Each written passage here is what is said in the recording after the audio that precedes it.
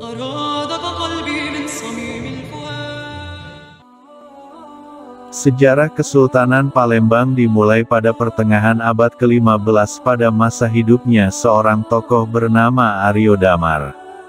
Beliau adalah putra Raja Majapahit Prabu Kertabumi Brawijaya V terakhir, yang berkuasa tahun 1455 sampai 1486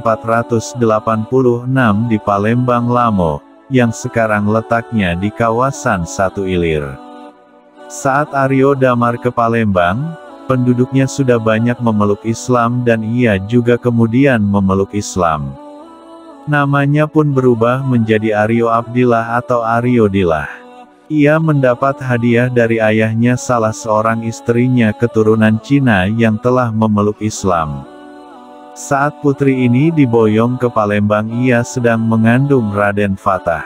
Setelah Majapahit runtuh, Sunan Ampel sebagai wakil Wali Songo, mengangkat Raden Fatah menjadi penguasa seluruh Jawa menggantikan ayahnya. Atas bantuan dari daerah-daerah lainnya yang sudah lepas dari Majapahit seperti Jepara, Tuban, Gresik, Raden Fatah mendirikan kerajaan Islam dengan Demak sebagai pusatnya, 1481. Raden Fatah memperoleh gelar Senapati Jimbun Ngabdur Rahman Panembahan Palembang Sayyidin Panatagama. Kondisi ini menempatkan Palembang menjadi wilayah perlindungan Kerajaan Demak sekitar tahun 1546. Namun kejayaan Kerajaan Demak tidak berlangsung lama.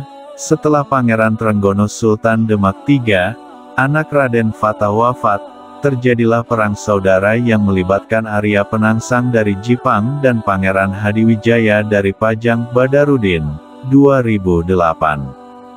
Kematian Arya Penangsang membuat para pengikutnya, yakni orang-orang keturunan Pangeran Trenggono, atau keturunan Raden Fatah dari Kerajaan Demak ke Palembang. Mereka berjumlah 80 kepala keluarga dan diketuai oleh Pangeran Sedoing Lautan, 1547 sampai 1552, ini melarikan diri ke Palembang yang saat itu Palembang di bawah pimpinan Dipati Karangwidara, keturunan Demang Lebar Daun Badarudin, 2008. Mereka lalu membangun kekuatan baru dan mendirikan kerajaan Palembang yang bercorak Islam dengan mendirikan Keraton Kutogawang yang pada saat ini situsnya tepat berada di Kompleks PT Pusri Palembang Badarudin, 2008. Pada aspek hukum, di era ini, istri Pangeran Sedoing Kenayan Jamaluddin Mangkurat IV 1639 sampai 1650, Ratu Sinuhun telah menyusun Undang-Undang Simbur Cahaya yang mengatur adat pergaulan bujang gadis, adat perkawinan, piagam, dan lain sebagainya. Badarudin, 2008. Namun pada masa ini juga, Gubernur Jenderal di Batavia Jacob Spetceks 1629 sampai 1632 telah membuka kantor perwakilan dagang VOC, Factorage di Palembang. Triyono, 2007. Antonich Boy sejak tahun 1655 ditunjuk sebagai wakil pedagang VOC di Palembang namun tetap tinggal di kapal karena belum punya tempat loji di darat. Pembangunan loji dari batu mengalami kesulitan karena pada saat yang sama didirikan keraton di Beringin Janggut, Masjid Agung dan lainnya. Kemudian VOC menggantikannya dengan Cornelis Ockers yang tadinya dicadangkan untuk perwakilan di Jambi. Pada tanggal 22 Agustus tahun 1658 beberapa bangsawan Palembang, yakni Putri Ratu Emas, Tumenggung Bagus Kuning Pangkulu, Pangeran Mangkubumi Nembing Kapal, dan Kiai Demang Kecek naik ke atas kapal Yah Belanda, Jacatra dan De Wachter, dan membunuh Ockers dan 42 orang Belanda lainnya serta menawan 28 orang Belanda. Peristiwa ini terjadi karena kecurangan dan kelicikan Belanda. Untuk membalas tindakan orang Palembang ini, Belanda mengirimkan armadanya yang dipimpin Laksamana Johan van der Leyen pada tanggal 24 November tahun 1659. Pada serangan ini, Belanda membakar habis keraton Kuta Gawang beserta permukiman penduduk, termasuk pemukiman orang Cina, Portugis, Arab, dan bangsa-bangsa lain yang ada di seberang kuta tersebut selama 3 hari 3 malam.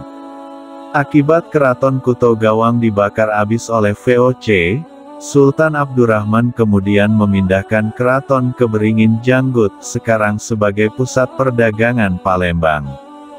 Kesultanan Palembang Darussalam sendiri secara resmi diproklamirkan oleh Pangeran Ratu Kimas Hindi Sri Susuhanan Abdurrahman Candiwalang Khalifatul Mukminin Sayyidul Iman, atau lebih dikenal Kimas Hindi, Sunan Cindewalang sebagai Sultan pertama 1659 sampai 1706 terlepas dari pengaruh Kerajaan Mataram, Jawa.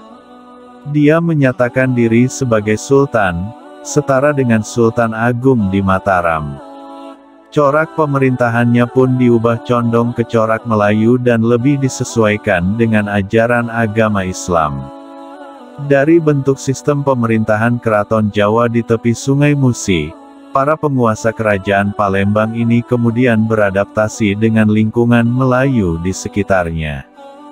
Terjadilah suatu akulturasi dan asimilasi kebudayaan Jawa dan Melayu, yang kemudian dikenal sebagai kebudayaan Palembang. Sultan Mahmud Badarudin I yang bergelar Jayawikrama 1724 sampai 1757 adalah tokoh pembangunan era ini. Dia membuat kanal-kanal di wilayah kesultanan yang berfungsi ganda, yaitu sebagai alur pelayaran dan pertanian juga untuk pertahanan. SMB1 memantapkan konsep kosmologi Batanghari 9 sebagai satu life world dari kekuasaan Palembang. Batanghari 9 adalah satu konsep Melayu, Jawa, yaitu adalah 8 penjuru angin yang terpencar dari pusatnya yang merupakan penjuru ke-9. Pusat atau penjuru ke-9 ini berada di Keraton Palembang. Di masa kepemimpinannya juga, ia telah berhasil melakukan pembangunan, antara lain Gubah Kawah Tekurep 1728, Masjid Agung 1738, dan Keraton Kutolamo 1737 Badarudin, 2008. Tahun 1821 Keraton Kutolamo diserang oleh Belanda dan tanggal 7 Oktober tahun 1823, Reguting Komisaris Belanda J.L. van Sevenhouse diperintahkan membongkarnya habis untuk menghilangkan monumental Kesultanan Palembang demi membalas dendam atas dibakarnya Loji Sungai Aur oleh SMB 1 pada tahun 1811. Bangunan ini dibangun kembali 1825, yang selanjutnya dijadikan Komisariat Pemerintah Hindia Belanda untuk Sumatera bagian selatan sekaligus sebagai kantor residen. Pada tahun 1942 sampai 1945 gedung ini sempat dikuasai oleh Jepang. Tahun 1949 gedung tersebut dijadikan kantor Toritorium II Sriwijaya dan tahun 1960 sampai 1974 digunakan sebagai Resimen Induk IV Sriwijaya.